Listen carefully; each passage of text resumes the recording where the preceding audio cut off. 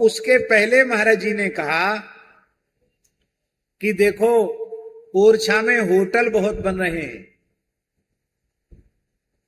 विदेशी पर्यटक बहुत आता है, विषयी भोगी लोगों का स्थान ओरछा बनता चला जा रहा है, साधु संत महात्मा आते हैं,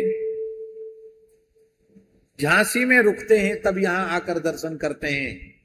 यहां संतों को आसन रखने की कोई जगह नहीं।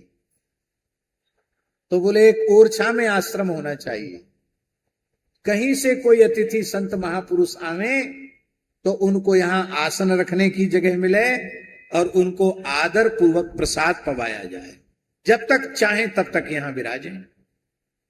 तो यहां गौ सेवा संत सेवा होनी चाहिए, महाराज जी का भाव। पर दास का विरक्त वेश पूज्य सर्व समर्थ सदगुरुदेव योगीराज परम तपस्वी श्री पहाड़ी बाबा महाराज से 1995 में हमारा विरक्त वेश हो चुका था, संन्यास दीक्षा हो चुकी थी। तो साधुओं की एक मर्यादा है, जिस क्षेत्र में उनका जन्म हो उस क्षेत्र से दूर रहना चाहिए। तुलसी तहां न जाइए जहां जन्म को ठाव, ज्ञान ध्यान पूछे नहीं धरे पुरानो नाव। तो हमारी रुचि इस क्षेत्र में आने की बिल्कुल नहीं थी, और महाराज जी आज्ञा कर रहे थे, तो मेरे मन में बड़ा संकोच था। हमने कहा महाराज जी हम तो वहां रहेंगे नहीं, हमको आना जाना नहीं, कौन रहेगा? महाराज जी बोले एक खपरेल मकान ही बना दो, एक घड़े में आटा रख दो, एक घड़े में नमक और एक बोरी में आलू। कोई महात्मा है भाई, गरीबी है, आलू का चोखा बना लो, नमक ले लो, आटे की बाटी टिक्कड़ बना लो, अंगा बाटी बना लो और पाओ, प्रेम से रहो। कहीं कोई पुराने हनुमान जी मिल जाए तो रख देना, सिंदूर चढ़ा देना। अरे कोई नहीं रहेगा, कोई तो रहेगा। हमने देखा कि महाराज जी की प्रबल इच्छा है। तो महाराज जी ये अपने खनेता है ना, खनेता में महाराज जी आए हुए थे, हमारी कथा थी। खनेता से चलकर ही यहां आए। अगहन कृष्ण पक्ष की बात है, सन 2006 की बात। उस समय जहां कनक भवन आश्रम है, ये भूखंड लिया गया। पर महाराज जी की इच्छा इस स्थान की थी कि यहां बेत्रवती गंगा सामने है, यहां साधु संत यहां रुकने में बहुत अच्छा होगा।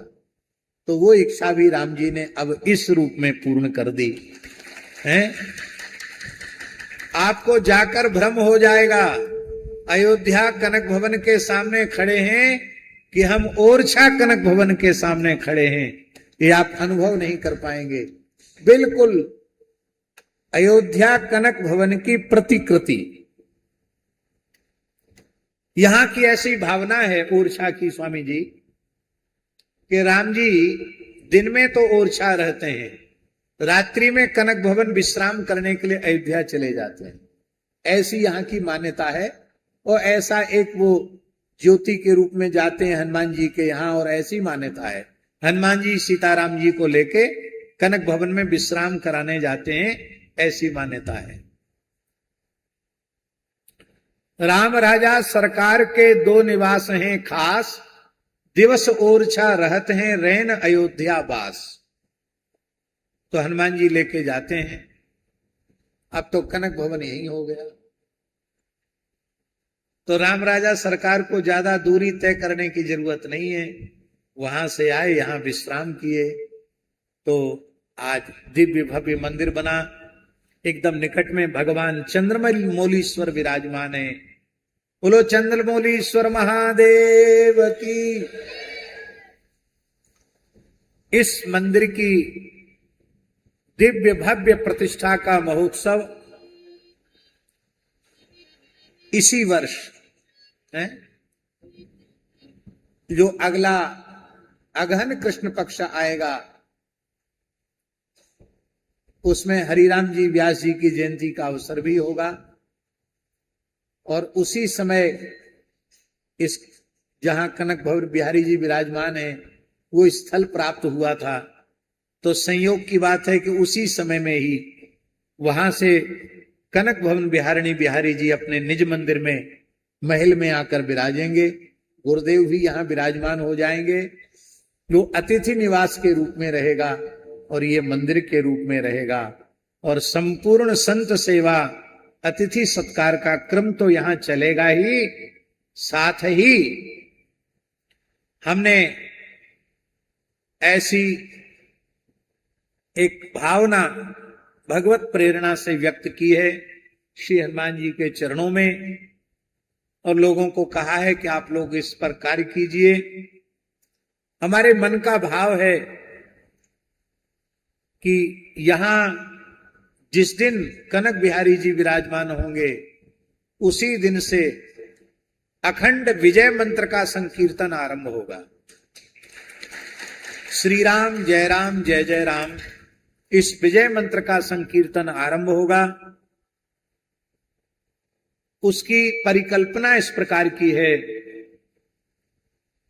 को बुंदेलखंड के 365 गांवों का चयन किया जाएगा। कितने गांव? और एक दिन एक गांव की सेवा रहेगी कीर्तन की। वो कीर्तन करते हुए वहां से आएंगे और फिर यहां 24 घंटे कीर्तन करके कीर्तन करते हुए जाएंगे। फिर दूसरे दिन जिस गांव की बारी होगी दूसरे दिन वो गांव आएगा। इस प्रकार से 365 गांव के लोग यहां आवेंगे और उनका जो लोग चाहेंगे कि हम अपनी तरफ से भगवान को भोग लगाएं, भंडारा करें, उनको भी ये स्वतंत्रता है। नहीं तो कनक बिहारी जी की ओर से 1000 आओ 2000 आओ, सबको प्रसाद की यहां व्यवस्था होगी। और इस तरह से नाम महाराज का जागरण, क्योंकि कली नाम काम तरु राम को, दलनिहार दारिद दुकाल दुख, सारी समस्याओं का समाधान भगवान नाम संकीर्तन से हो जाता है। तो यहां चंद्रमौलीश्वर मंदिर में भगवान का अखंड विजय मंत्र संकीर्तन आरंभ हो जाएगा। हनुमान जी को अत्यंत प्रिय है। अब तक कितने गांव हो चुके हैं? कहां गए कमलेश जी?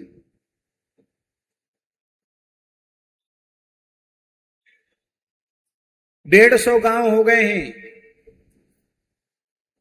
उन गांव के लोगों की भी एक बैठक इस बीच में बुला लेना, सबका समय और सबका लिखना शुरू कर दिया जाए, सबको समय दे दिया जाए, तारीख तिथि दे दी जाए।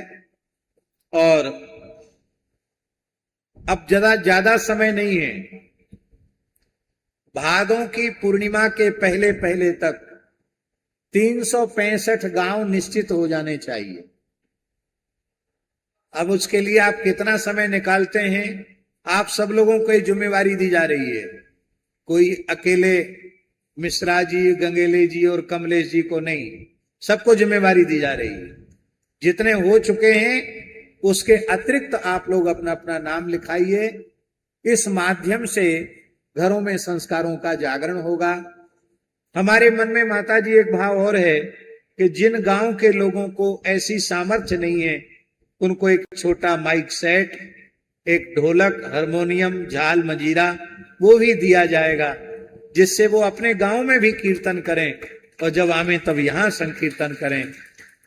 इस प्रकार की बात है मन में। तो निश्चित ही प्रेम बंसल जी और पुष्पा जी, उनका पूरा परिवार बहुत भाग्यशाली है कि ऐसे पवित्र अवसर पर भागवत जी की कथा हो रही। बहुत प्रसन्नता की बात है।